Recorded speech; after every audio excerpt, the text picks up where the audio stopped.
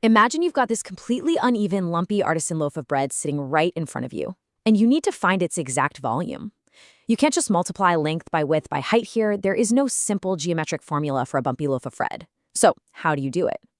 Well, what if you slice it? This simple physical action of slicing is actually the ultimate key to unlocking one of the most powerful concepts in calculus. Think about it. If you chop that loaf into infinitely thin slices, and you somehow know the volume of each individual slice, what happens if you add them all up? You get the total volume of the entire loaf. That's the core intuition we're exploring today. We're taking complex 3D solids, breaking them down into totally flat 2D cross-sections, and just summing them up. By the end of this explainer, you'll perfectly understand the magic of slicing, how to derive pyramid volume, the disk method, the washer method, and what happens when we rotate around different axes. We'll break down the exact formulas so you know exactly where they come from and how to apply them. Section 1. The magic of slicing. Finding total volume. The strategy here is literally a mathematical cheat code, and it boils down to two simple steps. First, look at your solid and figure out the shape of a cross-section. Basically, if you slice it, what 2D shape are you staring at? Once you know that, find the area formula for that shape. Step 2, integrate that area formula over your interval. Now you might be wondering, why an integral? Well, an integral is really just a machine that adds up an infinite number of infinitely thin 2D slices to build a perfect 3D volume. And this brings us right to the formal definition. Volume equals the integral from a to b of a of x dx. Now, don't let the math jargon throw you. That a of x is just the physical area of that exact slice we were just talking about. The dx is the infinitely thin thickness of the slice. Area times thickness gives you a tiny piece of volume. And that integral sign, it just sweeps them all together into one whole shape. Section 2. Deriving pyramid volume. A classic geometry proof. Let's prove these formulas don't just appear out of thin air. We're going to derive the volume of a square-based pyramid. If you slice a pyramid perfectly horizontally, every single slice is a square, right? So our shape is a square and the area is just side squared. But the side length gets smaller as you go up toward the tip of the pyramid. How do we express that mathematically? We use similar triangles. Looking at the side view of the pyramid, we can set up a proportion where the side S equals A times X over H. This perfectly sets up our A of X area formula. We literally just take that entire fraction and square it. So what happens when we drop that squared fraction into our integral machine from 0 to h? After doing some pretty basic antiderivatives, the math perfectly collapses down to 1/3 a squared times h. Boom. That is the exact classic pyramid volume formula you probably had to memorize back in middle school, but now you know exactly why it works. Section 3. The disk method. Solids of revolution. Now, what if the 3D shape we want to measure is actually created by taking a 2D curve and spinning it around an axis? Think of clay spinning on a potter's wheel. You might ask, if we spin a curve like that, what exact shape does our slice become? Well, picture it spinning. By definition, a point rotating around a fixed axis creates a perfect circle. This is a huge shortcut. It means our abstract area formula, A of x, magically transforms into pi times radius squared every single time.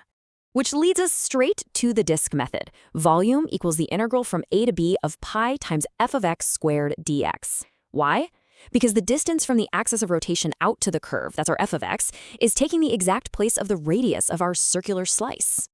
Let's make this crystal clear with an example. Say we have the function the square root of x, from x equals 1 to 4, rotated around the x-axis. Since our f of x is the square root of x, our radius is also the square root of x. Now, when we plug that into our disk method formula, we have to square the radius. And what happens when you square a square root? It completely cancels out. The actual integral becomes incredibly simple to solve. It's just the integral of x dx. Section 4. The washer method. Dealing with cavities. Okay, let's level up. What if our solid isn't perfectly solid all the way to the center? Students always ask this. Wait, if there's a gap between the area and the axis, isn't there going to be a hole right in the middle of my solid? Absolutely. If there's a hole, our slice is no longer a solid disk. It looks more like a CD or a metal washer you'd grab at a hardware store. It's got an outer edge and an inner edge. Enter the washer method. Do not let this chunky formula intimidate you. Conceptually, it's so straightforward. To find the area of a washer, you just find the area of the big outer circle and subtract the area of the empty inner circle. That is literally it. Pi times the outer function squared minus pi times the inner function squared.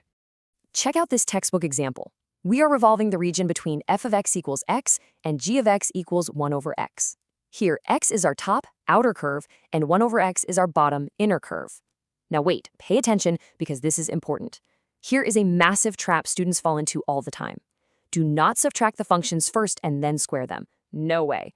You absolutely must square the outer function first, square the inner function next, and only then do you subtract. Remember, big circle minus small circle. Section 5. Rotating around different axes. Changing the axis. Up to now, we've focused heavily on the x-axis. But things can get a little tricky when the axis of rotation shifts, so let's lock this in.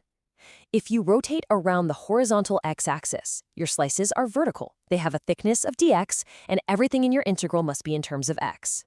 But if you rotate around the vertical y-axis, your slices lay horizontally. They have a thickness of dy, which means your functions, your bounds, literally everything must be converted to be in terms of y.